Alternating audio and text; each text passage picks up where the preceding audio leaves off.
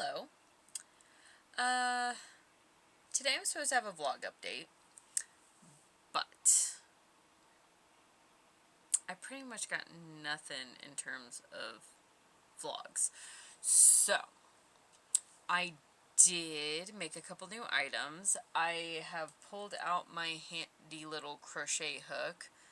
It is a G4mm. Yes, I know. Like, deal with me for a second. And I am making a waffle stitched scarf. It's like my comfort stitch, right? Because I've been kind of going through trying to really think of what I want to do for this channel, right? I know that I want to record my creations, right? Kind of help to be a little bit of a backbone, so if people want to see behind the scenes what I'm doing, then sweet, right? But at the same time, it's not what exactly is exciting right now. And I'm pretty sure it comes across in some videos. But it's something new. It feels a little awkward because there's a learning curve. And I had a little crab spider grace my bedroom today. Which, first thoughts are, spider. Second thought is, this is not the typical kind of spider that I typically find if I find them in my home, right? I live in Colorado. We get a bunch of spiders. And my, number one thing is, is it poisonous to me? No? Sweet. Is it poisonous to my dog? No? Okay. Okay. Sweet. Then that means I can try my darndest to patiently remove it and, take it outside or something. But fun facts that I learned is that it's not poisonous. And 2, it doesn't weave webs. I'm like, where the heck did you come from? You literally just, plopped. Potentially, out of my window, because there's a window right above my laptop. Don't know where he came from. But, interesting enough, Uranus is officially direct now. And for me, a Leo rising, that is in my house of career, my 10th house, right? It's not on my Venus, but it's closer to my Venus than my Jupiter, okay? And, of course, you hop into Google real quick and you go, what does it mean to have a crab spider grace your presence spiritually, right? And it states patience, creativity, taking charge of your destiny, acting as a quote-unquote weaver of fate in your personal space. Ooh. These spiders are known for waiting patiently for prey, symbolizing the need to trust in timing and your ability to shape your own life.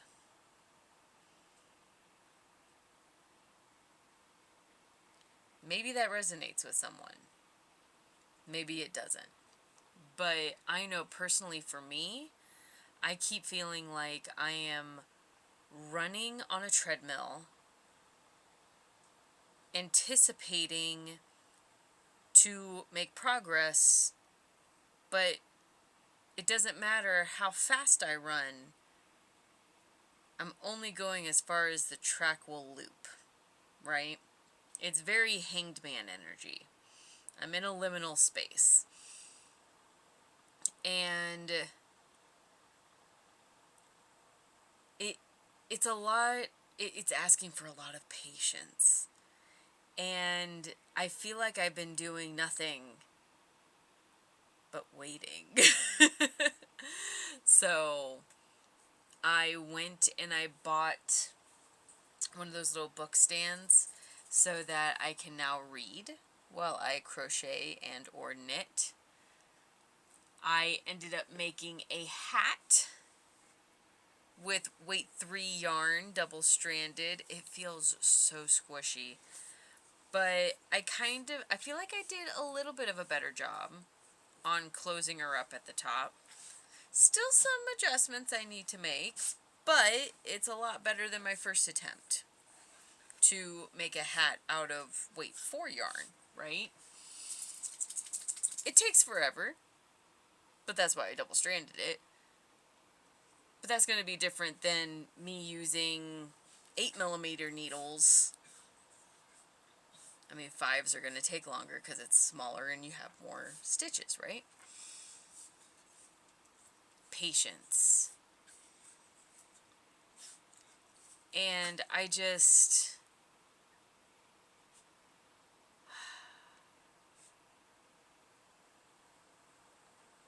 wanting to be real, but not wanting to feel forced, right? I am so ready to just go, go, go, go. And every time I turn around, I feel like there is a checklist that's saying, oh, wait, did you get this? Did you get this? Did you get that? And I'm just like, I'm feeling the Aries energy, right? Between the 13th and the 14th, we're going to be having Saturn literally joining Neptune in Aries at a 0-degree conjunction. Everyone's hyping this up. Everyone is coming forward and being like, are you ready for Neptune and Aries? Neptune and Saturn in Aries? Because we haven't seen this in so much time. And I'm sitting here like, can you add it to my checklist? We're also officially entering the year of the fire horse. So no more shedding of the old. We are charging forward with the new. Oh, and look, there he is! The crab spider has rejoined us. Next to my coffee warmer. He's just sneaking around. He's a tiny guy. I'm not quite mad with him. Now, I'll be mad if he jumps on me.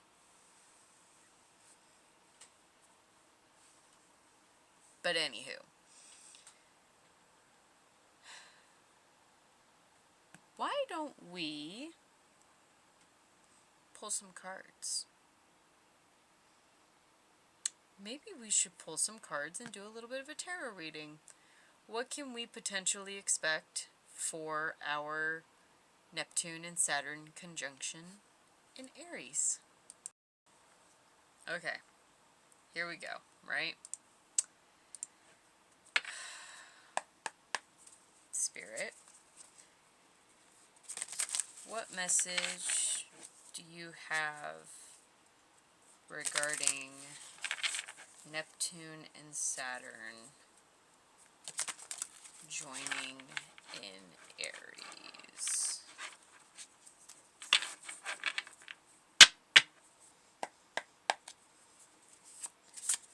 What is the message for Neptune and Saturn in Aries?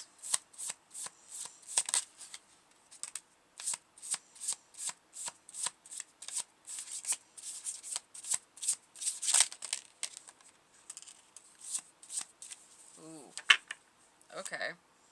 We have the Three of Swords. We also have the Hanged Man in reverse. We have the Six of Wands.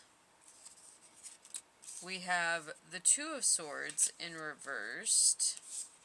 Ten of Cups in reversed. And then Nine of Wands. So, I know that the Three of Swords typically is feeling like betrayed. Kind of still within that your wheels are spinning, kind of. You're always looking over your shoulder. Grief, loss, right? So the Three of Swords is a card carrying tension and heartbreak. Perhaps a result of a relationship ending, a communication failure, a bitter argument or betrayal. The asker may be carrying grief, emotional pain, or feelings of rejection. The asker is reminded that no matter how much pain they may be feeling, they have control over the meaning they give to an experience, right? They should be careful not to push their loved ones away just because they feel tense and irritable. So we're having to be patient, right? It's okay to feel our feelings, but we choose how we perceive and carry that experience, right?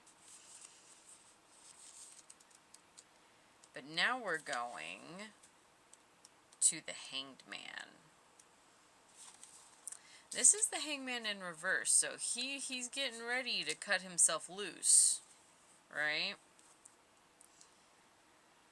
The reversed meaning of the Hanged Man card represents a very specific period of time which you may feel as if you're sacrificing a significant amount of time while getting nothing in return. The period of suspension and uncertainty sooner or later comes to an end. If you manage to reevaluate your priorities and chart new directions in life, you'll be ready to take decisive action, right? You've been in this liminal space and you don't feel like you're getting anywhere because maybe you have been waiting and you're stuck. You don't know where to go. I tell my therapist sometimes, it feels like my compass is just spinning and I don't know what is north anymore, right? So the time in which we're in this liminal space is meant for us to calm down. We're allowed to spiral for a moment, right? Because it's part of the human experience. But at some point, we need to find the blessing in the suspension. We are being pulled out, we're being removed, so that we can observe things from a different perspective. And I feel like the Six of Wands being the next card, right? I feel like that's very telling to come right on the heels of the Hangman reversed. Because the Six of Wands represents achievement, public recognition, and self-confidence, right? It's kind of like reassuring you, like, hey, no, you got this.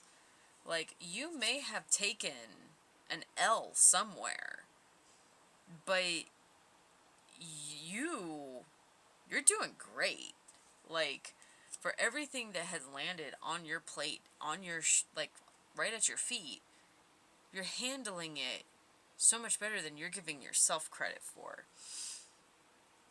This card reminds the asker to embrace their gifts, talents, and successes fully. It is okay to let their light shine bright and share their achievements with others and the world, right? This card also tells them to believe in themselves.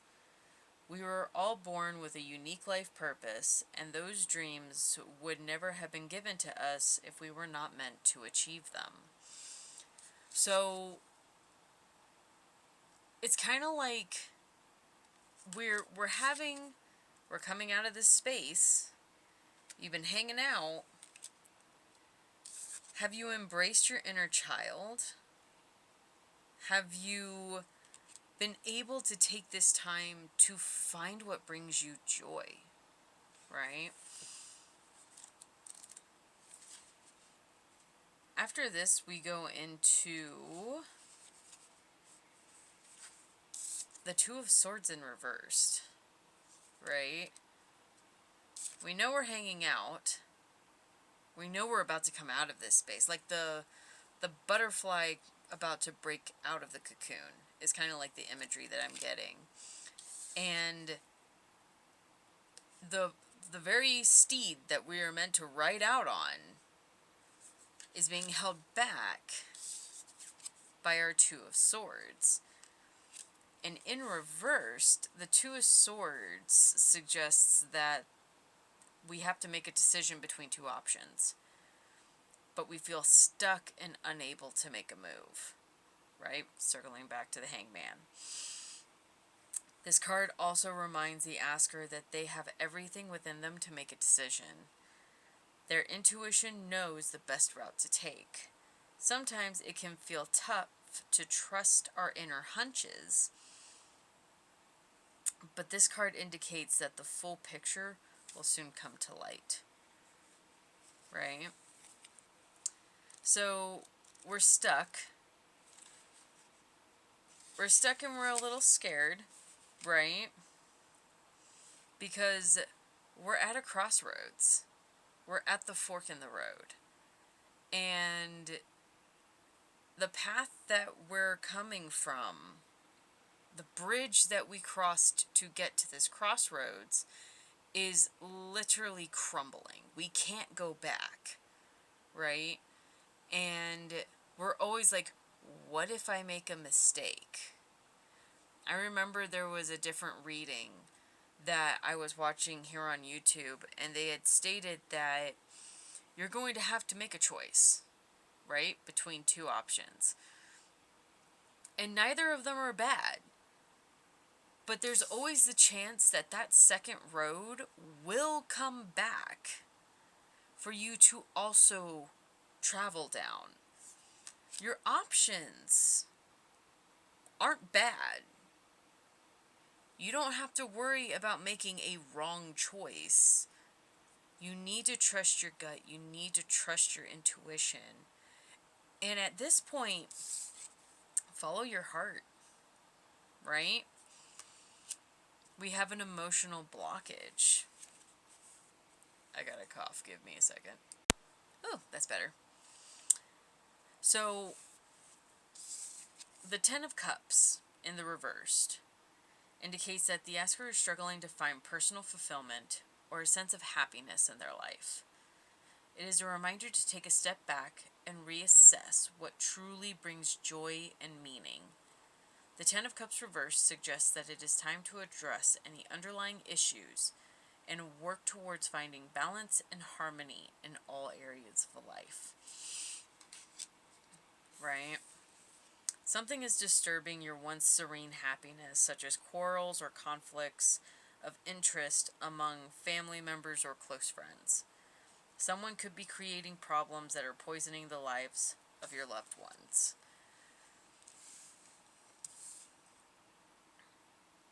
We always need our communities. We need our people to fall back on.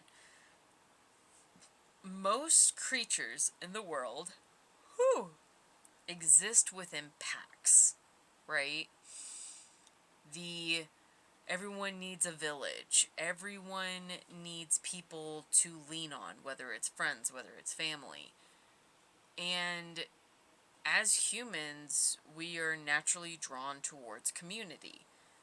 I would like to believe that deep down in my heart, that no one is born into this world wanting to do other people harm, right? It's contradictory to how everyone functions in society, right? Everyone has a part to play. Everyone has something that they're really, really good at.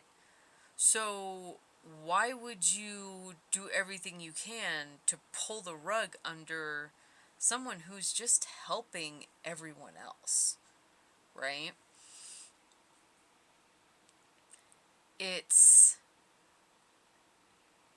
I tell my therapist in our sessions together, I was like, right now, in my current living space, understand that I am the minority of my beliefs. And that saddens me a lot because I constantly feel like I'm having to fight to mention why the other side is not crazy, why they're not these extremists that they keep mentioning. And they have definitely drank the Kool-Aid, right? And it really hurts my heart, right? Because these are the people who helped to raise me, helped to give me shelter. And even though I'm not going out of my way to absolutely help them at every corner, because I've learned that I am not meant to sacrifice myself in my own entirety for them. I'm allowed to have my own dreams. I'm allowed to have my own thoughts. I am allowed to believe in what I believe in. And they don't appreciate that I don't drink the same Kool-Aid. So, I feel like this really does close out with our last card, because our last card is the Nine of Wands. And the Nine of Wands is all about the last stand. It's about persistence, grit. You're close to success. You're exhausted. And who isn't a Gen Z or millennial who is not exhausted at this point, right? The Nine of Wands represents boundaries, resilience, and courage. The asker may be feeling worn down by life's tribulations, or as though they can't catch a break. I keep having to cough. Yeah, we can't catch a break. The Nine of Wands reminds us to courageously stand firm in who we are, protect our boundaries, and what we have built. It is a time to stay true to oneself and to practice the word no. I am in the full belief that we are on the verge of something new and exciting coming out of the world. And I feel like everyone's freaking out because Uranus is moving from Taurus, which is very grounded, it's a fixed sign, and it's moving into Gemini, which is I believe it's a mutable sign, but it's air, it's technology, it's like education, right? Aquarius is the water bearer, right?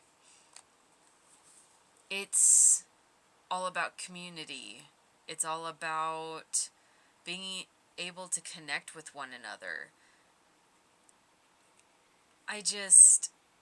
The fact that we're coming out of Taurus, shaking up careers and what that looks like, and we're moving into an age of quote unquote air, right? We're moving from an earth sign to an air sign. And that is going to shift so many things. We have so many new things being brought into this world. Neptune transiting into Aries is very much, people say Neptune also represents spirituality, right? It's the dreamy planet. It's what Pisces is ruled by. So Neptune has been able to run its muck with like no consequences, while we're just left picking up the tornado or the quote-unquote hurricane that's whirling behind it all through the years of Pisces, right? But now we're in Aries. We are initiating. We are taking action. Neptune moving into the fire sign, which I find very interesting, that not only is Neptune moving into fiery Aries, but we're in the year of the fire horse. Neptune just literally hopped on a chariot in Aries. There's going to be a lot of firsts. There's going to be a lot of it's going to be a shakeup, right?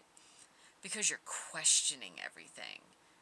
And then when Saturn joins it to help give that structure, to help give those kind of perimeters in which it needs to help get up off its feet, because Aries doesn't care. Aries is willing to throw the spaghetti at the wall and see what sticks multiple times, right? It's not about what is going to work the first time. You're almost more courageous. You're more impulsive. You're not afraid of failure, because you understand that whatever doesn't work, awesome. Let's break it down and figure out why it didn't work.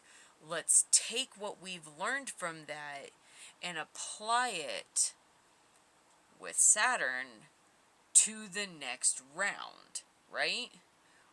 We've got everything loaded. Like, the cannon is loaded, it is set to its target, and whatever sticks around, okay, well, let's get a game plan for that, right? We have a lot happening. A lot happening.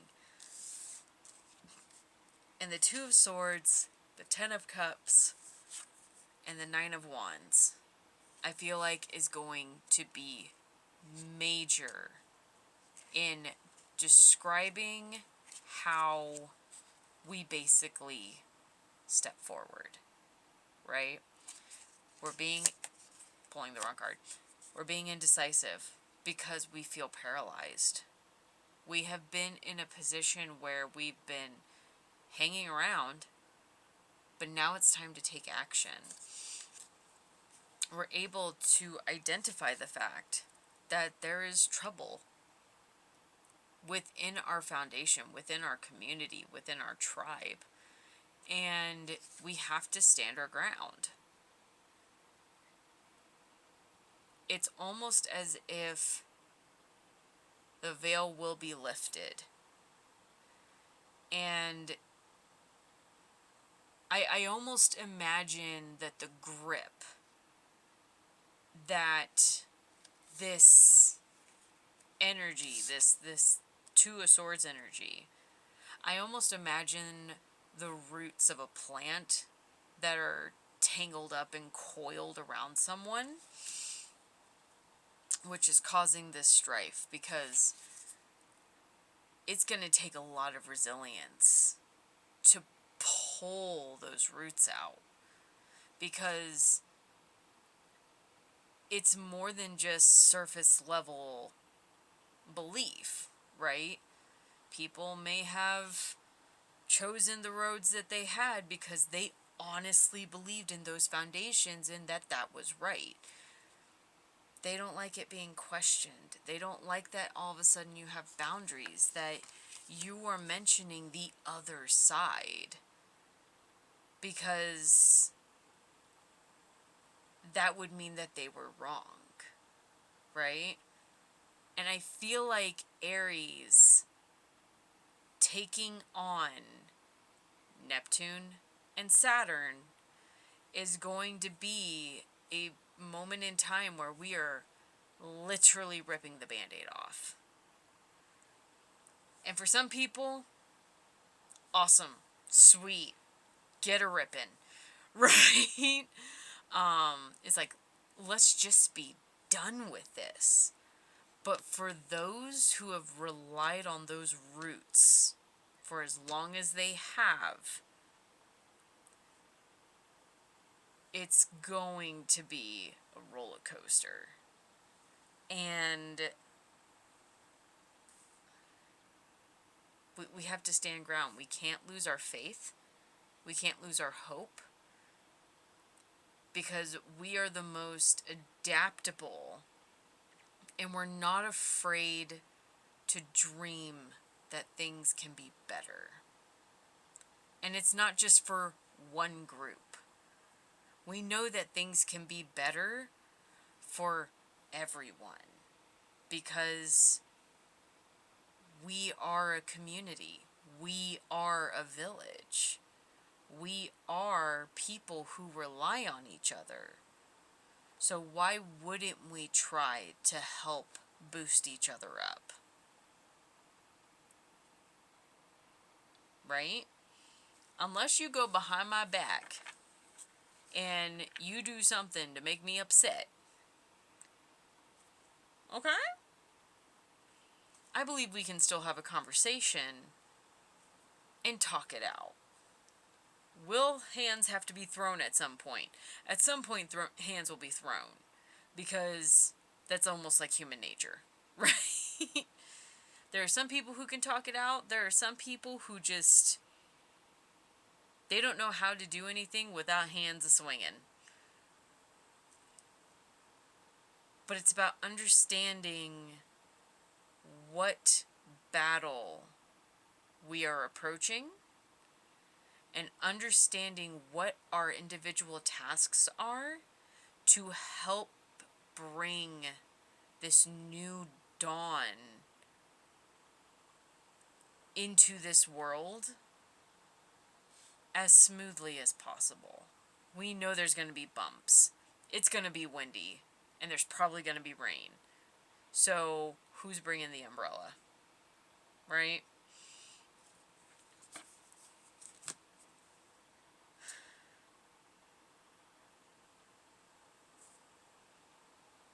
I guess the ultimate question at the end of the day is, are you ready?